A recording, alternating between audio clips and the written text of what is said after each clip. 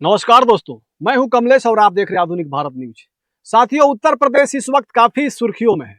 आपको बता दें कि उत्तर प्रदेश के प्रयागराज में 144 साल बाद एक कुंभ लगा है, जो कुंभ नहीं बल्कि महाकुंभ है।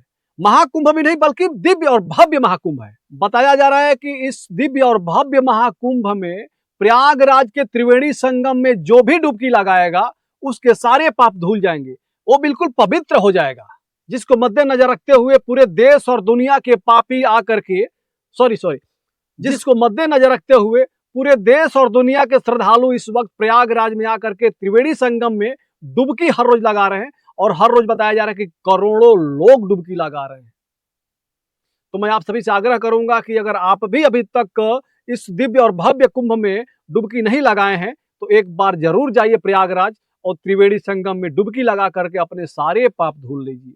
दूसरी खबर आपको बता दें कि दूसरी खबर उत्तर प्रदेश के अयोध्या जिले से है।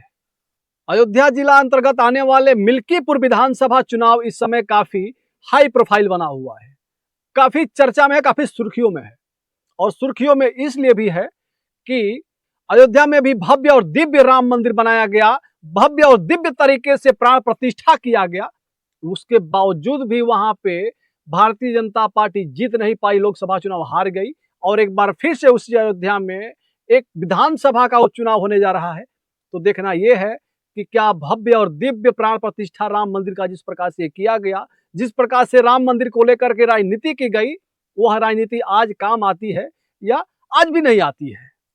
आपको बता दें कि 2024 लोकसभा चुनाव में मिल्कीपुर के तत्कालीन विधायक अवधेश प्रसाद को समाजवादी पार्टी ने लोकसभा फैजाबाद से टिकट दिया और अवधेश प्रसाद विजय भी प्राप्त कर लिए। उसके बाद मिल्कीपुर सीट कहीं ना कहीं खाली हो गई और जिसके चलते वहां पे उपचुनाव होने जा रहा है। और इस उपचुनाव में समाजवादी पार्टी ने अवधेश प्रसाद के ही बेटे को, अजित प्रसाद को टिकट दिया है। तो वही भारतीय जनता पार्टी काफी सोचने विचारने के बाद, काफी एनालिसिस करने के बाद कल के दिन में चंद्रभान पासवान को टिकट दे दिया है। आखिर चंद्रभान पासवान है कौन, ये चीज हमको भी पता नहीं था और आपको भी पता नहीं होगा, क्योंकि चंद्रभान पासवान की कोई बहुत बड़ी राजनीतिक कैरियर नहीं रही है, कोई बहुत बड़े चर्चित व्यक्ति नहीं थे। तो भारतीय जनता पार्टी इनको टिकट कैसे दी? तो आपको बता दें कि चंद्रभान पासवान एक दलित समाज से आते हैं, लेकिन हैं बड़े पैसे वाले, बहुत धन्नाट आदमी हैं। इनका सूरत की साड़ियों का बहुत बड़ा कारोबार है। बताया यह भी जा रहा है कि रुदौली में भी चंद्रभान पासवान का साड़ियों का बहुत बड़ा कारोबार है। तो चंद्रभान पासवान बहुत बड़े पैसे वाले हैं, दलित समाज के बेटा हैं और अखिलेश यादव का जो पीडीए है उसको खंडित करने के लिए कहीं ना कहीं भारतीय जनता पार्टी चंद्रभान पासवान पे दाव लगाया है। लेकिन जैसे ही चंद्रभान पासवान को टिकट मिला, पूरे कहीं ना कहीं प्रदेश और देश में चर्चा होने लगा कि आखिर एक नए चेहरे पे भारतीय जनता पार्टी दाव लगा करके क्या जानबूझ के चुनाव हारना चाहती है? क्या चंद्रभान पासवान पीडीए का जो नारा है, अखिलेश यादव का जो पीडीए के लोगों को एक मुश्त करके चलने का काम कर रहे हैं, उस पीडीए को खंडित करने के लिए चंद्रभान पासवान से बेहतर नेता इनको मिल्कीपुर में कोई नहीं मिला? ये बहुत बड़ा सवाल है और ये सवाल हमारा नहीं है बल्कि भारतीय जनता पार्टी के ही नेता और कुछ कार्यकर्ताओं का है।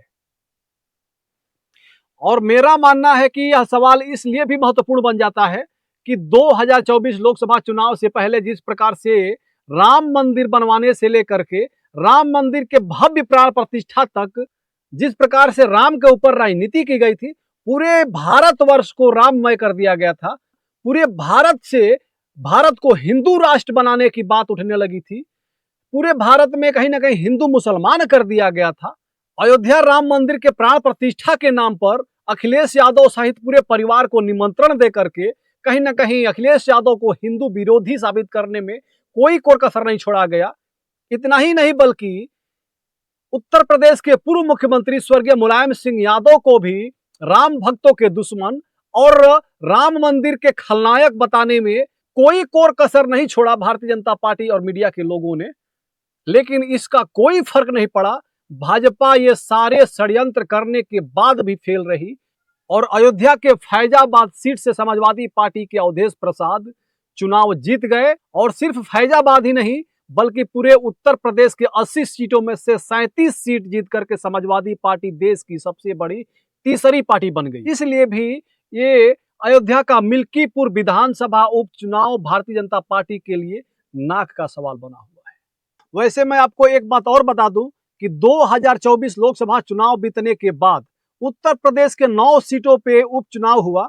उसी समय मिल्कीपुर में भी उपचुनाव होने की तैयारी थी, लेकिन किसी कारणवश मिल्कीपुर उपचुनाव नहीं हो पाया। और जब 9 सीटों पर चुनाव हो रहा था तो सभी दल और पार्टी के लोग यही मान रहे थे कि 2027 में होने वाले आम चुनाव का यह सेमीफाइनल है।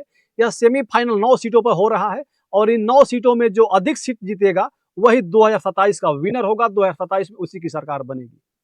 और अगर सच में 2027 आम चुनाव का इसको सेमीफाइनल माना जाए तो 2027 से पहले 9 सीटों पर होने वाले उपचुनाव में समाजवादी पार्टी बुरी तरह से हार गई और भारतीय जनता पार्टी का बहुमत की सरकार अगर कहा जाए तो बन गई। 9 में से 7 सीट जीतने में कामयाब रही भारतीय जनता पार्टी और मात्र 2 सीट जीत पाई समाजवादी पार्टी। लेकिन आपको बता दें कि आम चुनाव और उपचुनाव में काफी अंतर होता है। जो भी अधिकारी, कर्मचारी, प्रशासन, आसन, शासन सभी लोग कहीं ना कहीं सत्ता के अधीन होते हैं। सत्ता जो चाहेगा वैसे उनसे काम करा सकता है और वही हुआ। आप सभी ने देखा होगा कि इन 9 सीटों के उपचुनाव में जिस प्रकार से पूरा सर्वे करा करके वोट गिरवाया गया, देखा गया कि जहां पे भारतीय जनता पार्टी का वोट है उसे बिल्कुल फ्री छोड़ा गया और देखा गया कि जहां पे समाजवादी पार्टी का वोट है उसे कहीं ना कहीं किसी न किसी कारणवश ईवीएम तक पहुंचने ही नहीं दिया गया। कुछ वोट वोटर लिस्ट से ही गायब करा दिए गए। तो कई जगहों पे देखा गया कि प्रशासन द्वारा रिवॉल्वर लहरा करके महिलाओं के हड़काया गया और डराया गया, जिसके वजह से महिलाएं बूथ तक पहुंच ही नहीं पाई।